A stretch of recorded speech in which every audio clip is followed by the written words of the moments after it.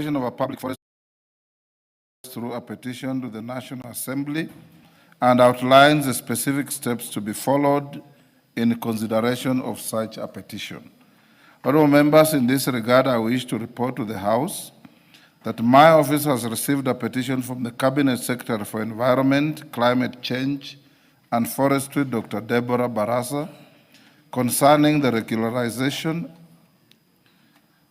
of various public forest land claims. Honourable members, in the petition, the Cabinet Secretary notes that the Ministry of Environment, Climate Change and Forestry is mandated inter alia to formulate climate change and environmental policies, promote low-carbon technologies, restore and protect strategic water towers, control pollution, conserve wetlands, manage forest resources, and promote afforestation, reforestation, and agroforestry initiatives. Honourable members, the Ministry indicates that it has received several petitions from members of the public claiming settlement within various public forest lands across the country. In response to these claims, an interministerial committee was constituted to investigate and review the matters. Additionally, several petitions seeking the degazettement of public forests have been presented to this House and referred to the Public Petitions Committee. Honourable members, the Ministry reports that the findings of the Interministerial Committee reveal that the areas under claim are currently inhabited by persons engaged in non-forestry activities and who have resided in those areas for prolonged periods.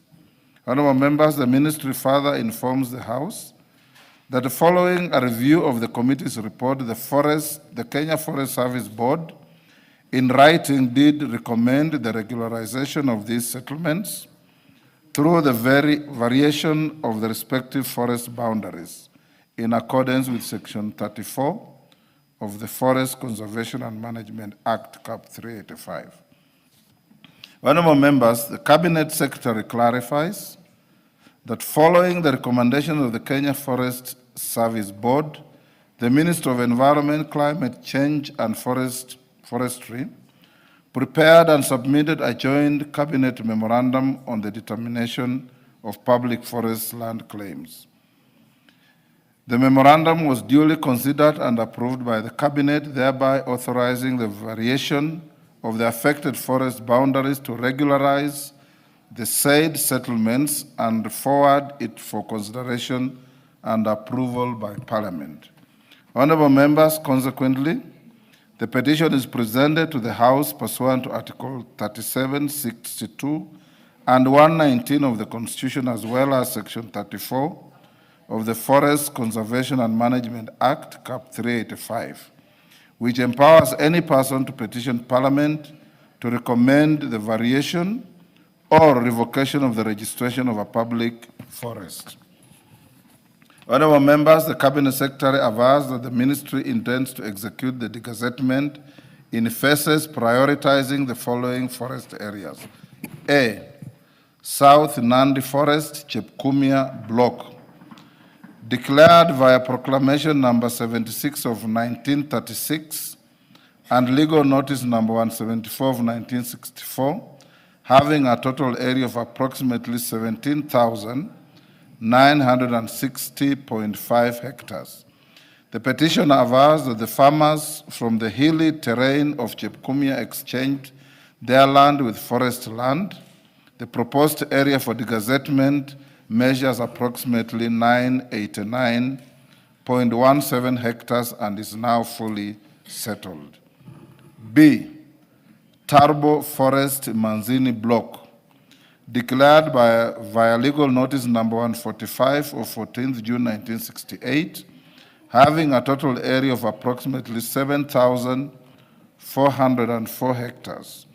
The petition avers that this was intended for settlement of landless quarters in 1995 within the Manzini Forest Block was in Gishu County.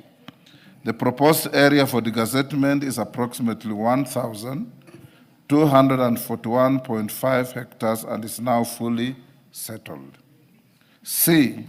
Mount Elgon Forest Jepyuk Settlement Scheme, declared by a proclamation number 44 of 1932 and legal notice number 174 of 1964, having a total area of approximately 91,997.16 hectares.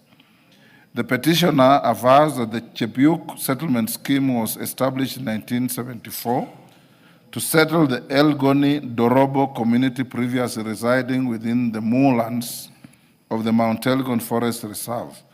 Phase 1 of the approximately 3,568 hectares was excised via legal notice number 51 of 1974, while in 2016 the Cabinet approved the gazettement of 4,647 hectares at phase 2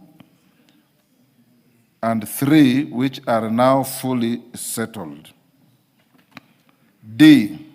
Shiru Shaviringa Kakamega Forest, declared via proclamation number 14 of 1933 and legal notice number 174 of 1964, having a total approximately of 23,777.30 hectares.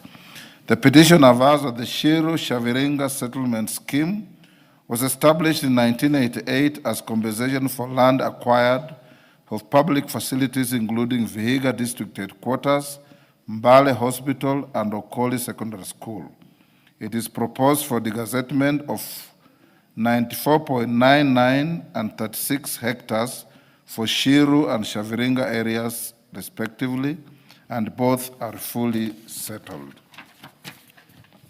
Honourable members, the ministry concludes by praying that the National Assembly A. urgently approves the variation of the boundaries of the following public forests to regularize the existing settlements. 1. Excuse me. South Nandi at Chepkumia area, approximately 989.17 hectares.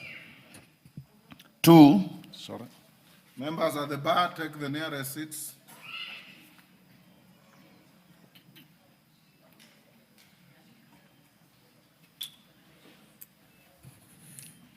Take the nearest seats, Mama Machakos.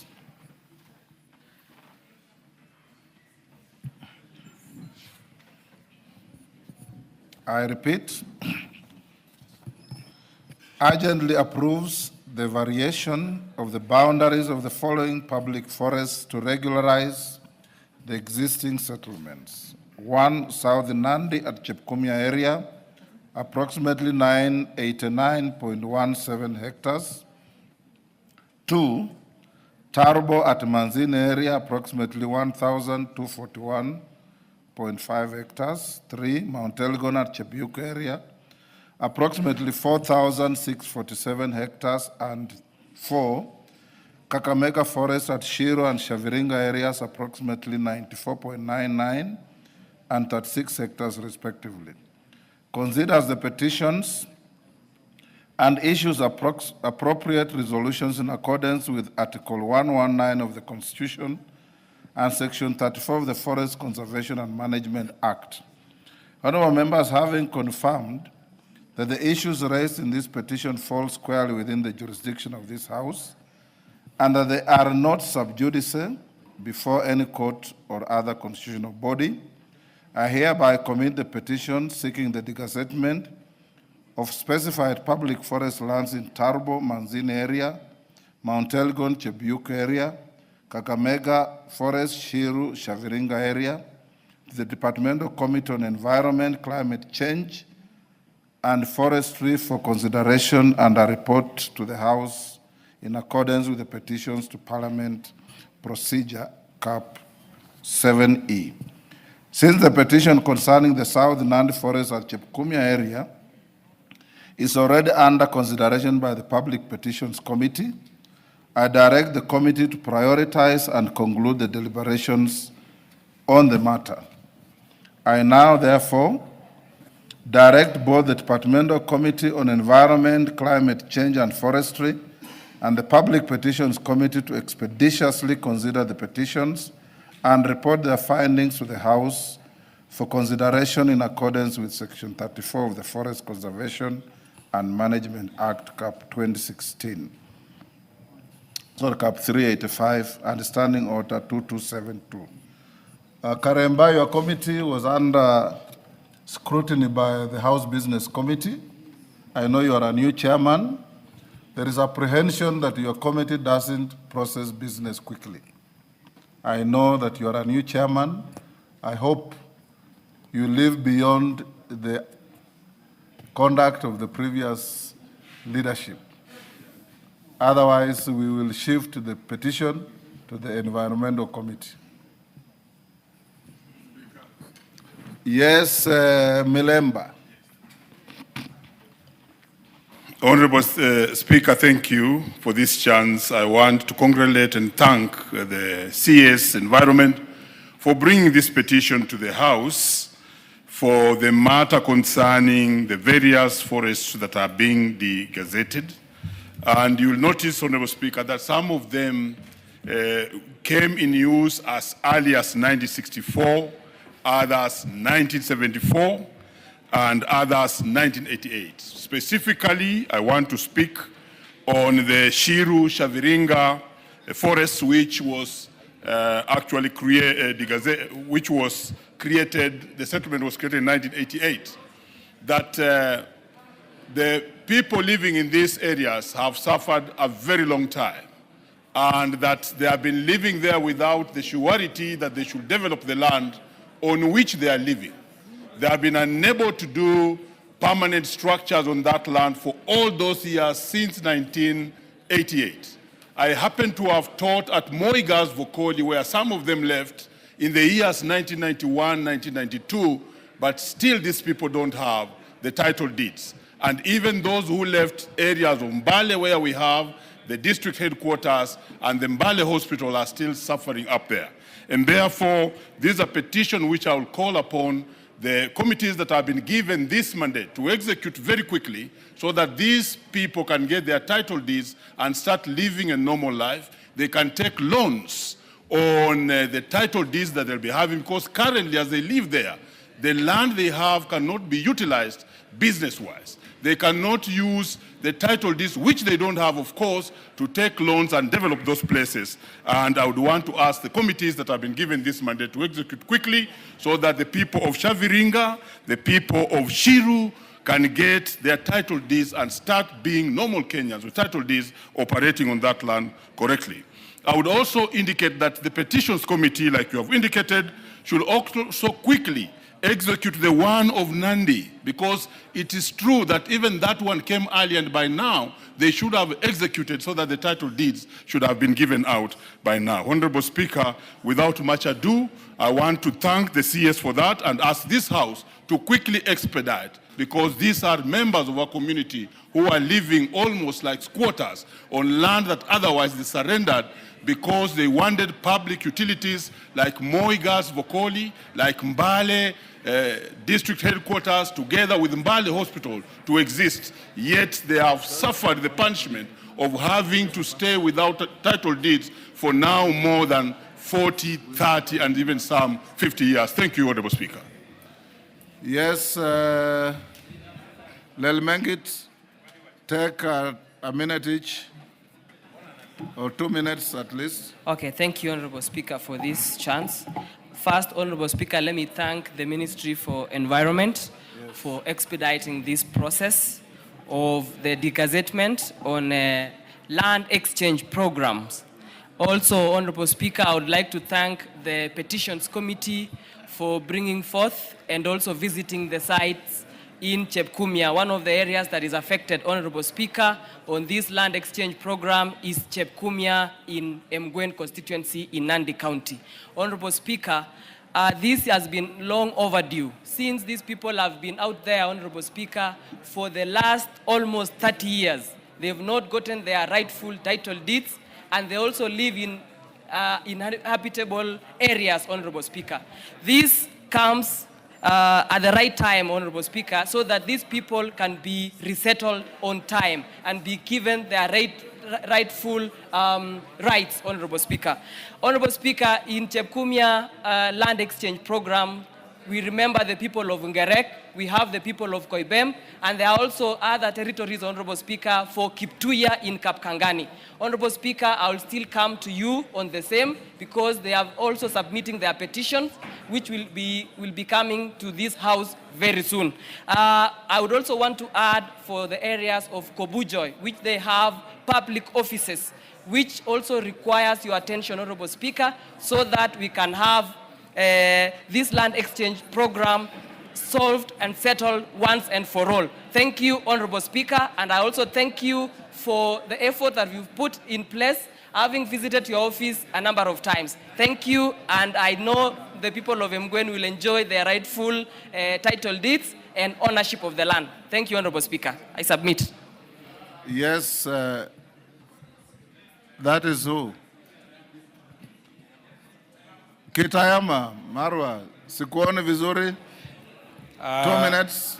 Asante Mheshimiwa Spika. Mheshimiwa Spika, nichukue nafasi hii kushukuru na vile vile kushukuru serikali kwa hatua ambayo wamechukua. Lakini Mheshimiwa Spika, inashangaza sana na inasikitisha sana kwamba wakati ambapo tunafanya jambo zuri kwa upande fulani wa nchi na pande nyingine ya nchi kuna shida. Mheshimiwa Spika, sehemu ya Makalda, wakati ambapo walileta petition katika kamati hii ya Petitions Committee, wakati tunaendelea kuangalia mambo hayo ya forest ambayo ilikuwa gazetted kinyume cha sheria. Mheshimiwa Spika, hata kabla hatujaenda hatua, usiku wa manane wizara hiyo iliweza kufanya gazettement na kuweza kutuweka sisi katika njia panda. Watu wa Makalda na wao wanalilia haki kwamba wakati ambapo wazungu wameondoka wale walikuwa Makalda Mines, eneo lao lote limegeuzwa limekuwa ni forest kinyume cha sheria, Mheshimiwa Spika, na jambo hilo liko katika mbele ya kamati ya petitions. Kwa hivyo Mheshimiwa Spika, mimi naona hapa kuna unyanyasaji unaoendelea kwamba wanapeana kwa mkono huu. Order Kitayama. Order. Kama hilo jambo liko mbele ya kamati ya petitions, sio hukubaliwi na standing orders kulidiscuss hizi. You are anticipating debate. Mheshimiwa Spika, na wao walijua hivyo, lakini wakaendelea tu wakavunja sheria hivyo hivyo. You will say all those good things you are saying when the petition report is filed and open to debate. Asante Mheshimiwa Spika. Nashukuru sana. Mama Dagala.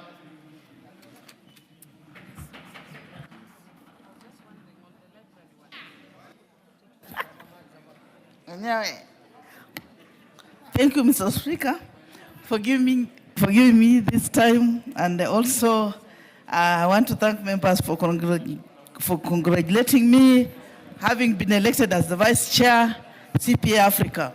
Mr. Speaker, I also want to echo on the petition that is going on about the gazettement of and ensuring the people of Shiru, Shaviringa, the people who migrated from Mbale, who paved the way for the county headquarters to be constructed, and the people of Vokoli, who are moved to those sides of Shaviringa. I want to thank the ministry for bringing in this petition timely. As you can even remember over the weekend, Mr. Speaker, there is somebody who has been in the mortuary for over 6 years just because of land issues. And land issues are very emotive. We have struggled with the leadership of Vihiga County to ensure our people who are settled in Shaviringa and other areas in Nandi to be given title deeds, Mr. Speaker, sir. So I have to thank the ministry for coming up with this petition so that it can be worked on very fast, so that our people who are in Nandi, who are in Shaviringa, who are in the other areas, please, Mr. Speaker, sir, I want to say thank you for this, and it should be worked on urgently so that our people can be settled and live a dignified life like other Kenyans. Thank you, Mr. Speaker, for giving me this chance. Next order.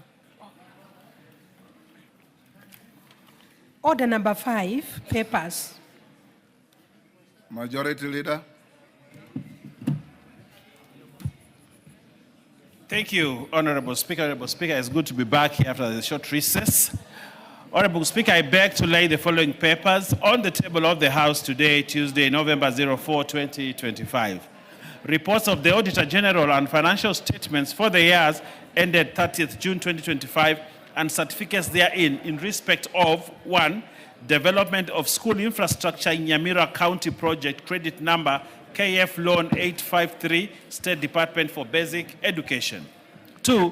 East Africa Skills for Transformation and Regional Integration Project, East Strip, IDA Loan Credit number 6334 KE, Ministry of Education, State Department for Technical, Vocational Education and Training. 3. East Africa Skills Transformation and Regional Integration Project, ES Strip Grant, Credit number 6334 KE, Kisumu National Polytechnic. 4. Garissa University. 5. GOK UNICEF Education for Young People Program, State Department for Basic Education. 6. Kenya Industry and Entrepreneurship Project, IDA credit number 6268 KE, State Department for Industry. 7. Kenya Institute Policy Research and Analysis, KIPRA. 8.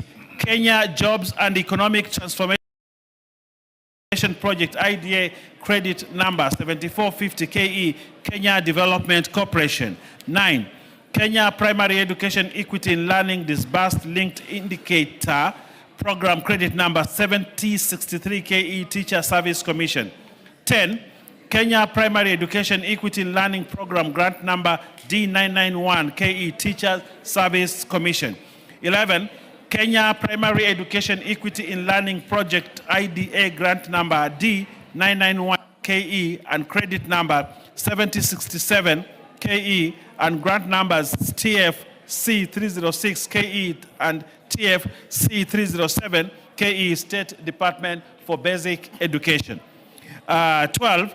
Lake Victoria Water and Sanitation Project, grant number CKE 1093-02M, credit number CKE 109301L, and EAB number F1 number 083890, Serapis number 2011-0619, Lake Victoria South Water Works Development Agency. Number 13, Multinational Lake Victoria Maritime Communications Transport, MLVMCT, Kenya Maritime Authority. 14, National Council for Population and Development. 15, Northern Water Works Development Agency. 16, Promotion of Youth Employment through Scholarships Phase 2, Wings to Fly 4, Project Grant number BMZ number 2018-67399, State Department for Technical Vocational Education and Training. 17, Secondary Education Quality Improvement Project Grant credit number 6138 KE, Teachers Service Commission. And lastly, Honorable Speaker, support to technical vocational education and training for relevant skills development project, TVET project phase 2, ADF loan number 21001500339295, State Department for Technical Vocational and Education and Training. I thank you, Honorable Speaker. Thank you. Chairperson, Departmental Committee on Labor.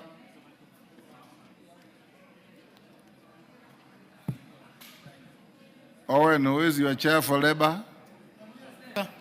Yes, Chonga. Thank you, Speaker. Honorable Speaker, I beg to lay the following paper on the table of the House today, Tuesday, 4th November 2025.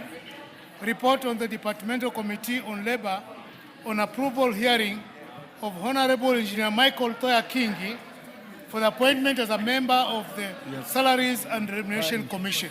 Yes. Thank you, Mr. Speaker. Next order.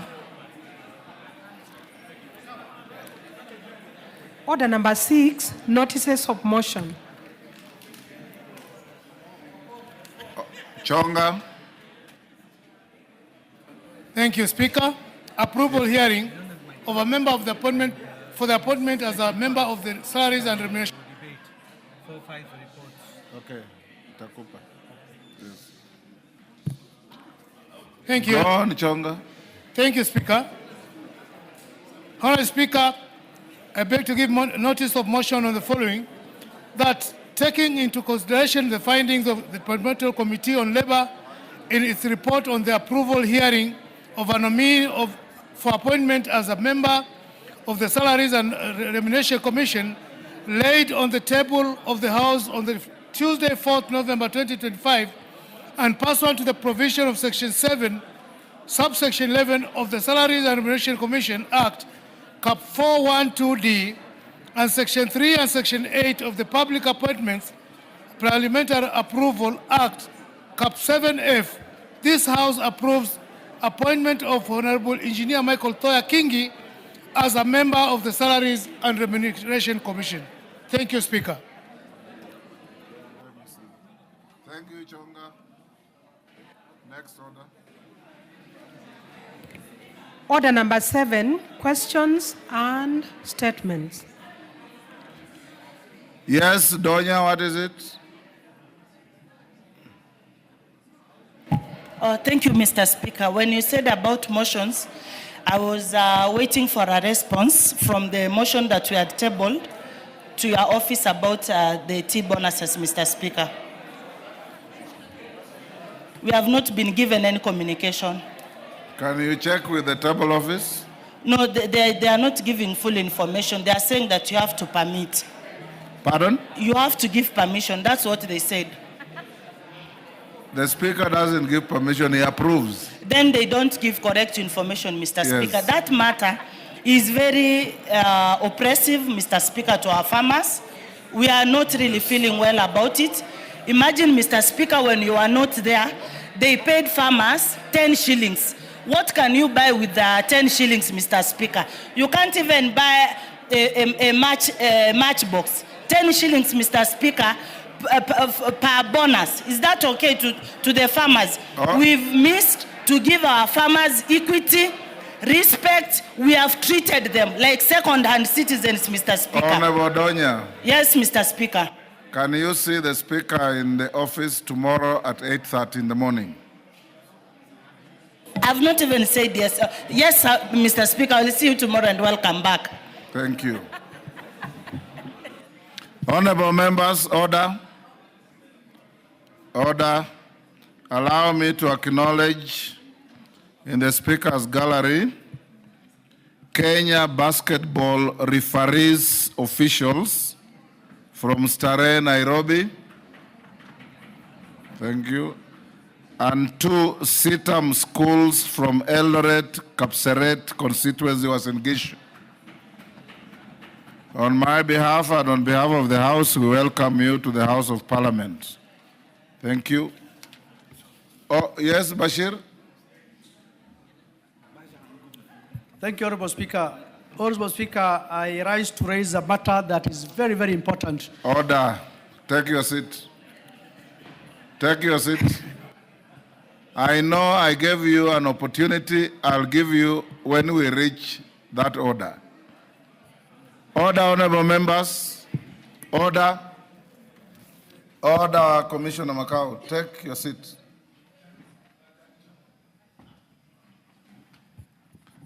Honorable members, I have been requested by the member for Elgeyo Marakwet County, Caroline Ngelechei, to give an opportunity to make a statement about the tragedy that befell their county and the country indeed. She's not available today. She will do so tomorrow at 2:30. But at the earnest as a House, I think it's important that we show empathy and solidarity with our compatriots who have suffered a terrible tragedy through mudslides and the floods in Elgeyo Marakwet. I've seen in the media that the body count is reached about 30, and we're still counting. So as a responsible House, as we wait for Ngelechei's statement tomorrow, whereafter I'll allow a few of you to send messages of condolences and empathy, it's important that we be upstanding and observe a minute's silence.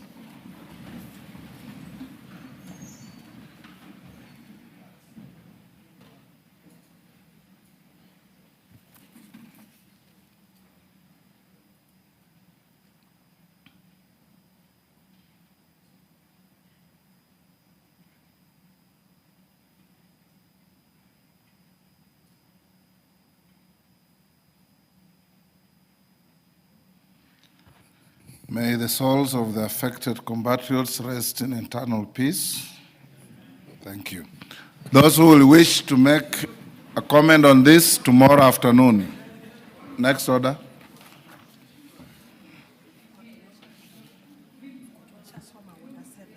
Order 7.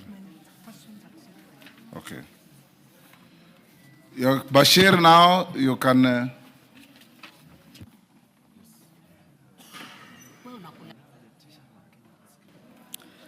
Thank you, Honorable Speaker. Honorable Speaker, I rise on a point of order on a matter that is very, very important to this House and the members.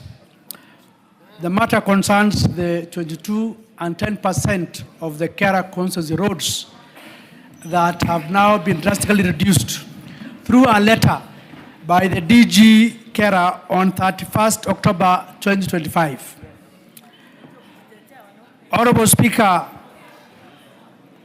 Kara roads and CDF are equalizers across the country. And it's unfortunate that both CDF and Kara are under attack from various institutions of this country. Despite the fact that both these two funds are so dear and resonate well with the constituents and the locals back home. It's unfortunate that the reductions were almost a whopping 52%, if not more. That itself is too drastic for such kind of reductions. Honorable Speaker, remember, we already have an outstanding amount of 18 million that have not been sent to the constituencies as part of the agreements. As we speak, KWS and the counties have been given their money, but the constituencies have not received the 18 million. I don't know why members of parliament or this house is taken around or is held in contempt. Honorable Speaker, this is a matter that is very, very important. The CS has 10%. If there are gaps to be filled, I think he is able to use the 10% that is under his docket for his reallocations.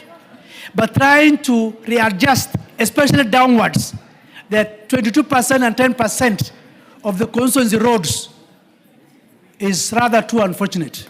We expected an upward increase. We decided to let it go and say, let it remain as it is, as we passed on in this house. Now it has been reduced drastically. These are roads that affect the local monarchy on the ground. As I said, it's an equalizer. There are certain constituencies that cannot get other funding from other road projects. They only wait for the 22 and 10%. Now that has been reduced. Where do they go? Where do they go to? I think this is a matter that is very, very important, that this House needs to discuss it, and in fact, to do away with all businesses and even some on the CS for roads and transport. We will not be taking this thing lying down, Honorable Speaker. I want to urge the members of this House to flex their muscles for once and tell the executive that is trying to do this, that this is not going anywhere, and we're not going to accept it. Enough, as has been said, is enough. We are going towards elections. There are certain roads that have not been done. We have commitments from the constituents. In fact, these reductions affect so much such that they've already done procurement in terms of advertisement. Now, you have advertised for works and services, and then you are saying it has been reduced.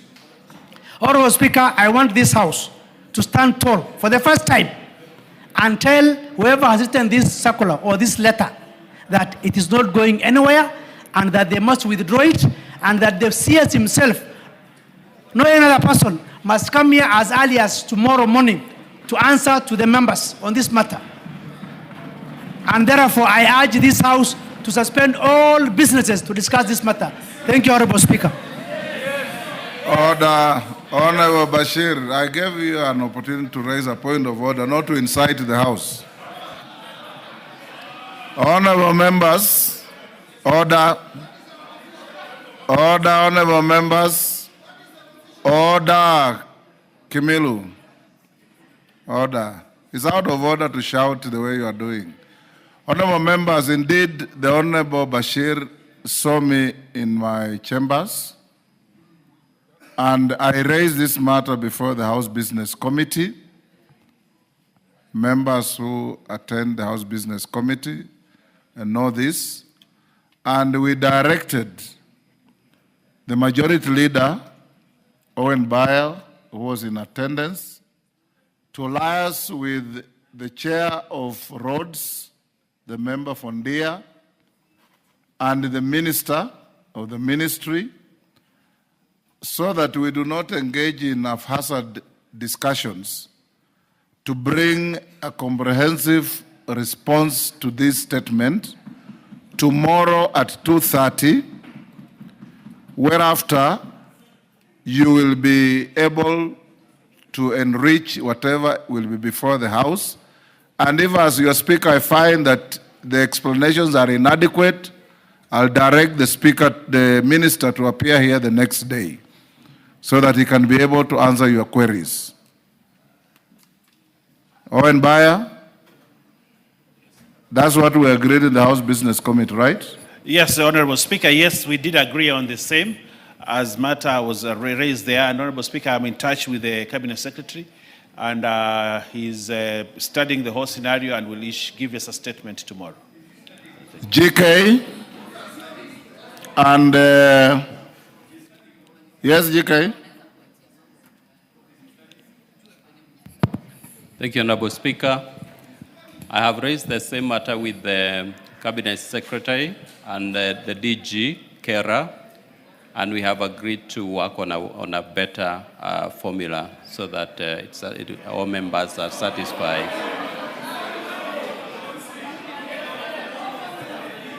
Now, honorable members, I think if you agree to listen to me, what I'm saying is that we will want to work with a formula that will not disadvantage us. As a member of parliament, I will not be happy with any reduction of the 22 and 10% allocation. And I will support that we get an increment, not a decrease of the amount. So members, can we deal with this tomorrow? Okay. Yes, Kainan, what is it? I thought we discussed this in the House Business Committee. Mr. Speaker, I want to thank the Honorable Bashir. In addition to this,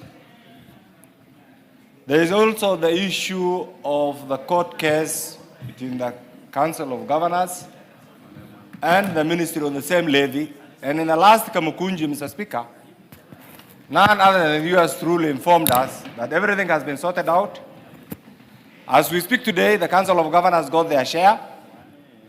KWS also got their share. What is missing, is still hanging, is about 18 million from every constituency. We'll also want to know, as they respond, the whereabouts of that figure, because we agreed here, it was consensus, the court case was withdrawn, the Council of Governors got theirs, KWS got theirs, Kenya Forest Service also got theirs. So where is the 18 million that is missing from each of the countries? And secondly, Mr. Speaker, as also you attempt to solve this, I want to urge the chairman, my good friend, the chairman Rhodes, it is unfair for this House to agree on a formula and somebody in the executive just goes behind somewhere, revise the same, and bring the same as an agenda. I think it is the high time, and I want to agree with the Honorable Bashir, that this House must be respected, and we deserve better, way of seeing things than the way we are being treated right now. Thank you, Mr. Speaker. Let's leave it there. We'll deal with this tomorrow at 2:30. GK and Bayer, make sure that you come with not only a response, but a reasonable and acceptable response. Yes, Wamboka? The same breath, Honorable Speaker. You said different. Now you say on the same breath. No. It's a different issue, Honorable Speaker. Restoration of the glory of this House. Honorable Speaker, Treasury is micromanaging the National Assembly. That today, if a member wants to travel outside of this country, the Treasury is expected to deal with that issue based on a member-to-member basis, Honorable Speaker. They are also purporting to run our payroll, Honorable Speaker. It is now happening differently because initially, once we pass monies in this House, the budget for National Assembly would come after the clerk applies, and then the clerk would deal with us. But now what is happening, Honorable Speaker, is the micromanaging of the National Assembly by the Treasury, Honorable Speaker. We would need the Minister for Finance to give a statement about this, Honorable Speaker. It has affected even the constituency offices for both NGAF and MPs, Honorable Speaker, that it is even delaying disbursements because now they have put so many bottlenecks, Honorable Speaker. Your guidance, please. Honorable members, the Speaker is not aware of any attempt to micromanage Parliament by any department of government. And indeed, if there was, it will be resisted. Number one, when you travel out of the country, it is exclusively in the purview of the Speaker to give you authority to travel or not to travel. There's no appellate structure to that. And the Treasury does not come in. In the event that your trips don't materialize, sometimes it may be due to general delayed exchequer releases or accounting issues. Number two,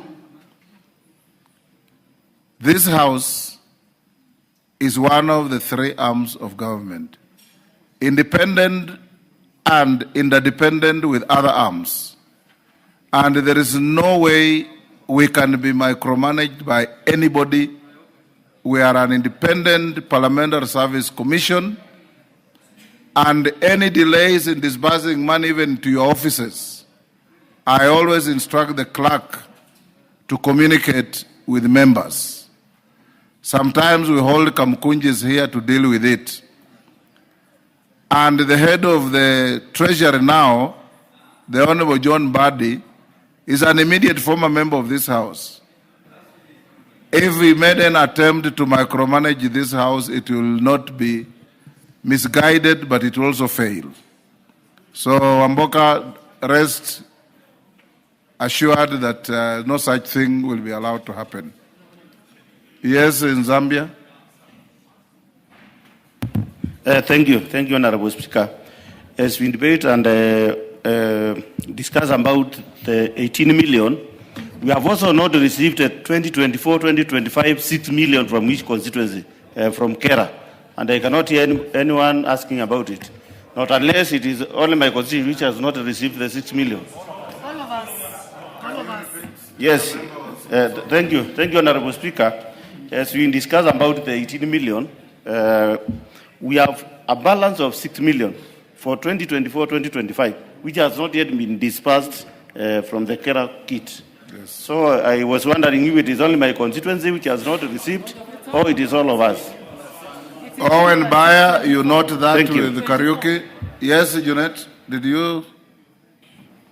Mr. Speaker, I want to agree with members that this issue of RLMF must be dealt with, as you directed, Mr. Speaker. It's a very important matter to the House, Mr. Speaker, and it needs to come to a conclusion because we have discussed it for quite some time now, before we even went to recess and after that. But, Mr. Speaker, I want to also bring to your attention a principality that we have been using in this House, Mr. Speaker, on issues like the ones that has been raised by my colleague, Honorable Wamboka. Mr. Speaker, there are issues that we need to deal with them at Kamkunji level. Issues of emoluments, issues of travel. Because, Mr. Speaker, Parliament is not loved in this country. So when you bring it on the floor of the House, those kind of issues, it has very negative implications on Parliament, Mr. Speaker. It's like when you are, when you want to shave your hair, there are hairs that you can shave in the public and there are others you close yourself in the door. So, Mr. Speaker, now if we shave those kind of hairs outside here, people will fight us, Mr. Speaker. So, Mr. Speaker, I want to guide the members who are maybe still learning the process There are issues that we need to shave internally. So please, those important issues, request the Speaker as the head of this place to call for a Kamukunji, then we deal with those ministers properly. But the issue of RLMF is a public issue, that one is okay. Thank you, Mr. Speaker. And I want to repeat, honorable members, there is not a single soul that helps the Speaker to manage your travels. Any member who travels under the approval of Mr. Speaker and nobody else. So all of you who travel know that the Treasury has nothing to do with it. And when I